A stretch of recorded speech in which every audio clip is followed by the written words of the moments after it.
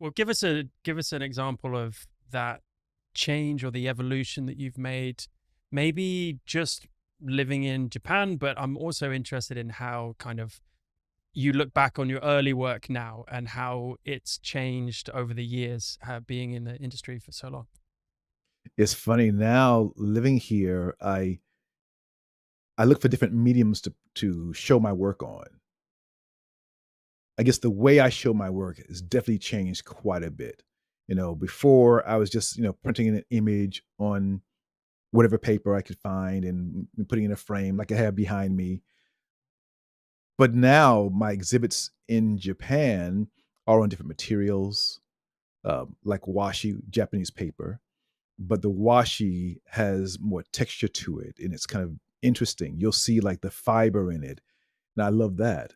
Or I'm printing on like a traditional Japanese scroll, something that rolls out for a long time. And those are done on the same paper that was used for doing the scrolls thousands of years ago. So it's changed me in that way to like see beyond what was normal. And some of the work that I produce now doesn't fit into social media. Everything we see now is on a device. So it's going to this little square in some way or rectangle in some way. And we create work now for that. But what's cool about living here, you think about outside that box and then create work to go outside that box. And that's kind of cool because the work I'm doing now, the work that I'm really enjoying doing now, does not fit into social media in any way because it doesn't, you can't show it.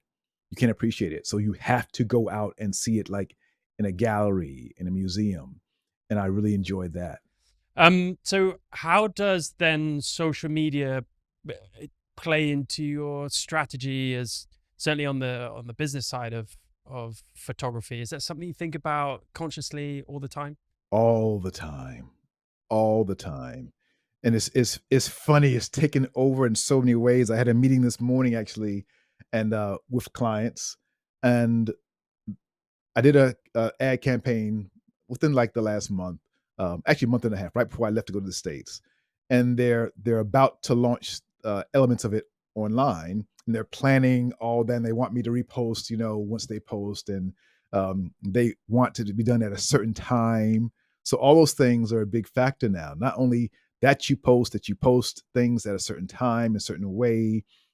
After a client posts, because I can't post things before, because under NDAs, things like that. But it's changed our world. Like now, we're not just showing our work; we're doing things like showing ourselves, which back in the day you didn't do. So now we are in front of cameras. You're showing behind the scenes as you're working. That's now a big part of it because that goes into the social media part. And I feel like we're now like almost like the actors. We're like on camera and just you have to be like not just a photographer, but you got to be a great person in front of the camera as well. Speaking. 'Cause sometimes I'm speaking on camera for clients. Sometimes I'm behind the camera shooting. It's just another world now. Hi, everyone. Just a really quick break in the podcast to tell you about something that's been a game changer for my own work. You know, I'm all about creating content that's impactful and visually stunning. And a big part of that is thanks to Artlist. I use Artlist for all the dramatic cinematic music you see in the trailers and that brings all my other videos to life. And their massive library of high quality stock footage and sound effects is honestly a lifesaver. Whether you're a filmmaker, content creator, or photographer, Artlist has everything you need to take your projects to the next level. What I love most about Artlist, though, is how easy it makes finding the perfect asset. I'm super lazy, and their platform is super user friendly. And the quality of their music and footage is just top notch. It doesn't matter if you're working on a big project or just something small, Artlist certainly has the range and the quality to make your work really stand out. Plus, everything is royalty free, so you can use it however you like without worrying about the legal stuff. And because I believe in sharing the good stuff, here's a little perk for you. Use the link in the description to sign up for an annual plan, and you'll get 2 extra months free. It's a great deal to keep your creative juices flowing even longer. All right, let's get back to the episode. Yeah, I think almost we're becoming, I mean, for someone like you and me who remember life before iPhones before social media and remember photography before that. It seems it's more. I mean, I don't know.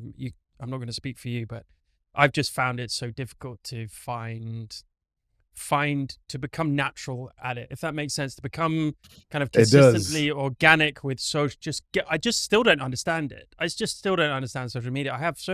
I've reached out to so many people over the years, like, just help me. I don't understand what to do. I want to use it because I can see the power in it as a tool, but I don't want to show my personal life. I don't mind speaking in front of camera like this, but I don't want to show my home and my family. I don't want to do that, and I don't believe that's necessary. But I definitely agree with you. Like, we have to show behind the curtain a little bit for people to have that interest, and therefore people to maybe follow you, and therefore people to maybe engage with you, and therefore we can get more exposure and maybe more jobs and more, just, I guess, fulfillment with our work.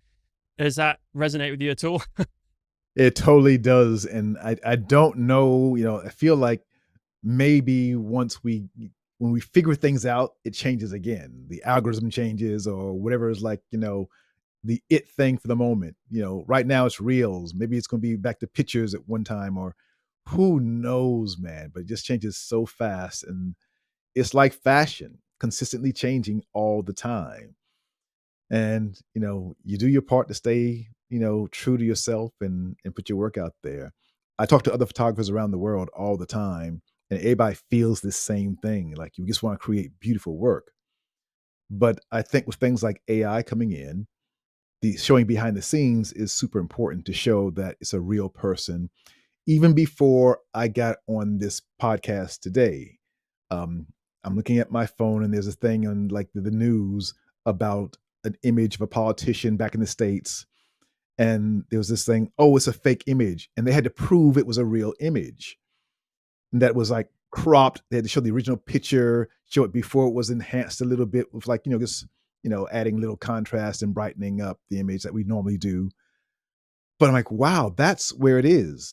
People feel like, oh, is this real? So I think people seeing us creating images behind the scenes gives this little like a behind the curtain image and proves that it's real.